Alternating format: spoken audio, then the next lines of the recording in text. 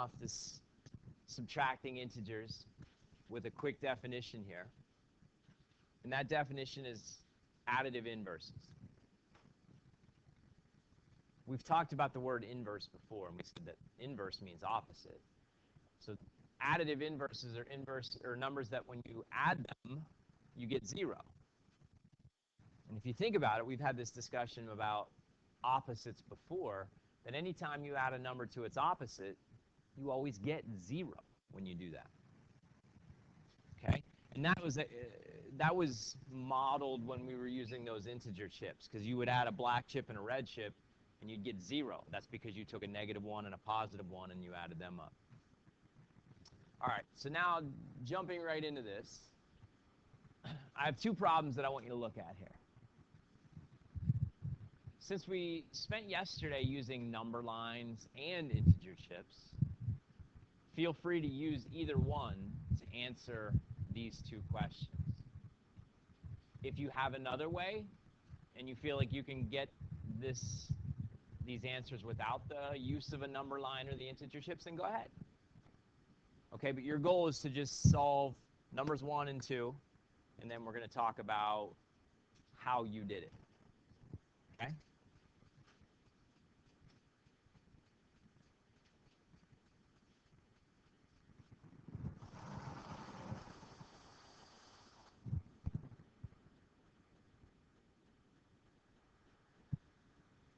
Even if you're not certain, just write something down. Just take a guess on 1 and 2, just to have it. And I still have number line papers over here. If you just wanted to grab one at any time just to use it, feel free. It's there. Draw one on your paper.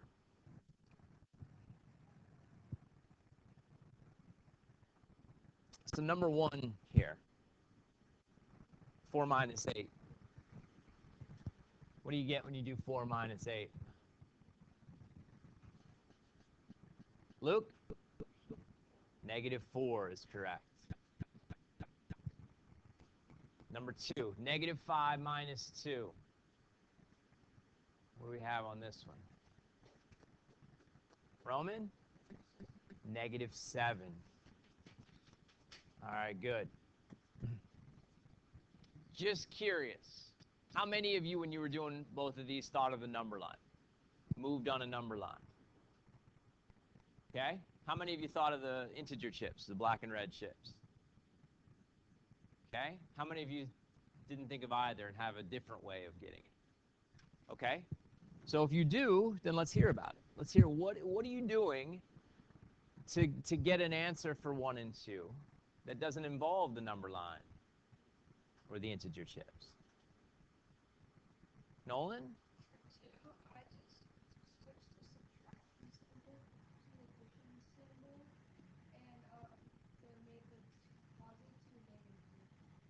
What did you do to the first number, Nolan? Yeah. Kept it the same. Did anybody do number 2 the way Nolan just described right there? Very good. Now, we did well on our integer addition quiz that we just took a couple days ago. We did very well with it. So you've proven to me that you know how to add integers. So what he did is he took this subtraction problem and turned it into an addition problem, which would make sense. It's like, let's get us to a place where we're very familiar. And he is familiar with that. All right. Anybody want to explain how you did number 1? Maybe it's similar. Aubrey?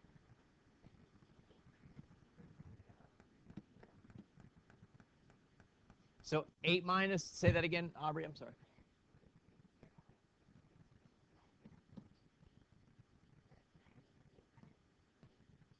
Oh, 8 minus 8?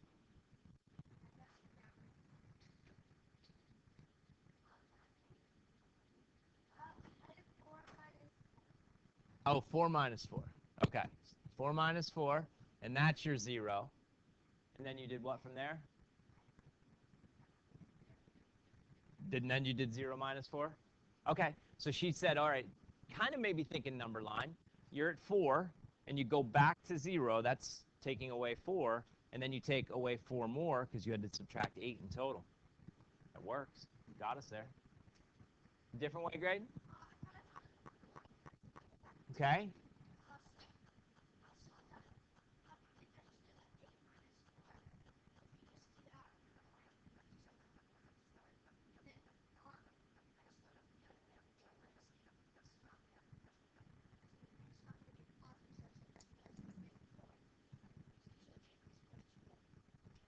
Yeah, so like he brought up an interesting point there. How many of you just knew this answer was going to be negative, right? You see that? You're like, oh, I have 4, but I'm taking 8 away, so I know I'm going to be in the negatives. So if you think about 4, and this kind of illustrates what Aubrey had mentioned earlier. She's at 4, you take away 4, now you're back at 0, but then you got to go another 4 to eventually end up back here at -4. Did anybody make this into an addition problem, the way Nolan described a few minutes ago? What would it look like, Tommy? Well, I did, you keep the first numbers you keep, and then 4, and then minus, or you take the minus and make it plus, but change it, and then you change the 8 to a -8, and then Did anybody do it that way? Just one? Okay. Now, as I said yesterday, I'm trying to present different ways that eventually you'll latch onto one of them and you'll feel very comfortable with it. Number line, chips. And this third way we're going to talk about today was highlighted right here with what Nolan had told us earlier and then what Tommy had just done right here. And the point of this, guys, is to take any subtraction problem and convert it into an addition problem. And we've kind of got to that point. Like I know yesterday when we were doing the number lines, some of us started to see that. Some of us started to see that, oh, when I'm moving left, that's the same as adding negatives. Or when I'm moving right, it's like subtracting negatives. So here's our rule. It's a very short, concise rule. Our subtracting integers rule simply states, step 1, we're going to convert subtraction to addition. So we're going to add the what? Look at what was done here. I'm just going to try to highlight this. Look at where we were initially, and then look at what it became. Look at where we were initially here, and look what it became right there. Can you think of the word that would finish that statement? Chase? Did you say opposite? Good. Whatever the number was initially, you make it its opposite.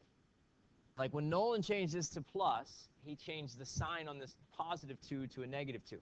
Tommy did the same over here. This became plus, but then you had to change the 8 to a negative. He couldn't just say, well, -5, you know what, I don't like subtraction. I'm just going to make it addition, and I'm just going to go like that. Well, that's not the same problem. You need to make 2 changes in order for you to maintain the exact same problem. So our rule is simply add the opposite. And then step 2 really is just follow addition rules. So the rules that we successfully were using with addition, we're right back to that particular step.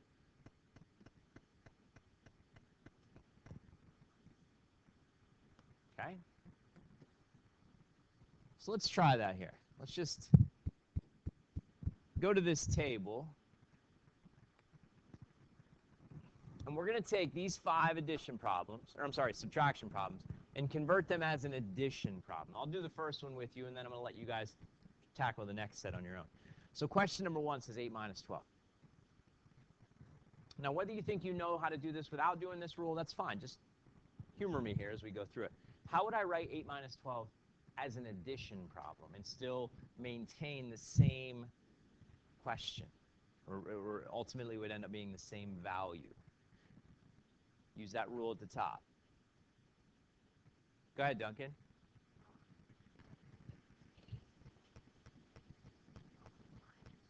Well, we want to write it as an...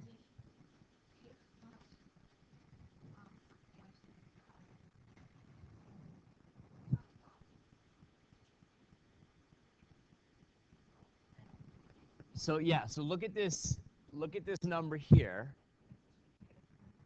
Is that a positive 12 or a negative 12 right now?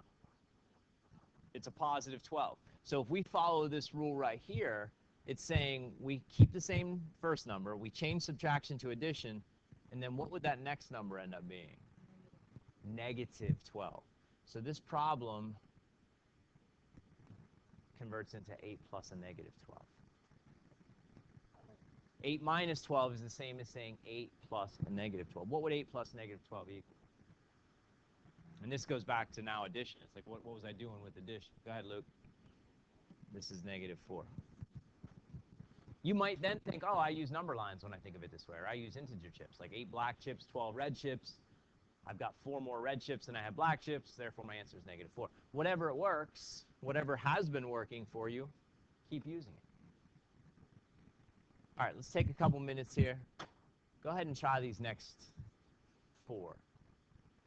Convert them to addition, and then simplify.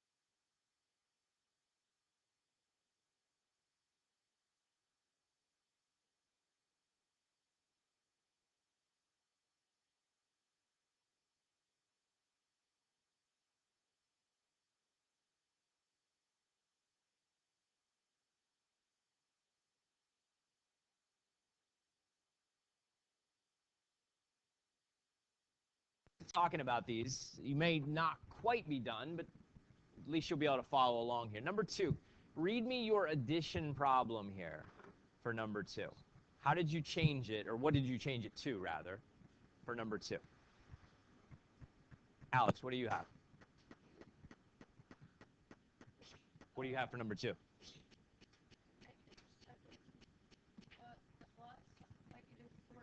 Good.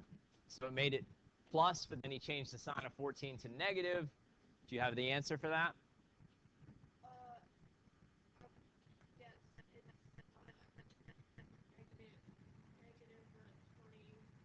Very good. -21. Okay. How about number 3? Give me the addition. Roman? -10 plus -8. It's -18.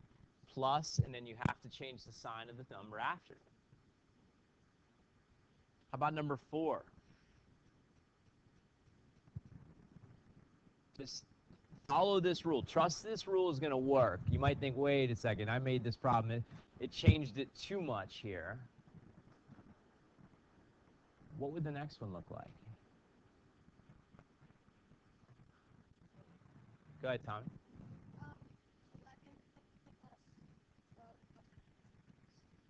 Yeah.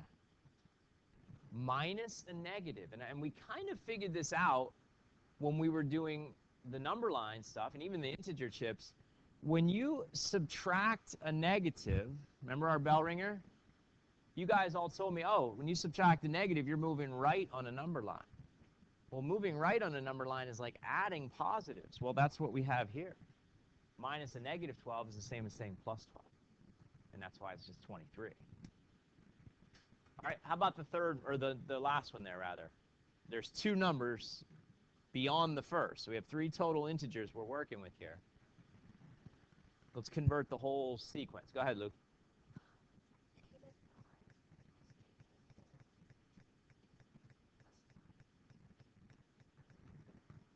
Subtraction became addition. Add negative 4 there. That's a negative in there. And then minus a negative is plus a positive. When you do that, add the opposite rule. Now, when you put all that together, Luke, what do you end up getting? It's 0. Yeah, negative 5 and negative 4 is negative 9. And then plus 9, well, those are opposites of each other. And we know opposites have a sum of 0. Okay? So now we're looking at three possible methods for subtracting integers. And the problems that we're doing tonight, which over there, we're not quite done yet, but the problems over there, you saw it says 9-31 odd. That means 9 through 31 only do the odd numbers in that set. So 9, 11, 13, 15, 17, etc. Okay? The 45 or 43 through 46 means all, like 43, 45, 43, 44, 45, and 46, and then 53 and 54.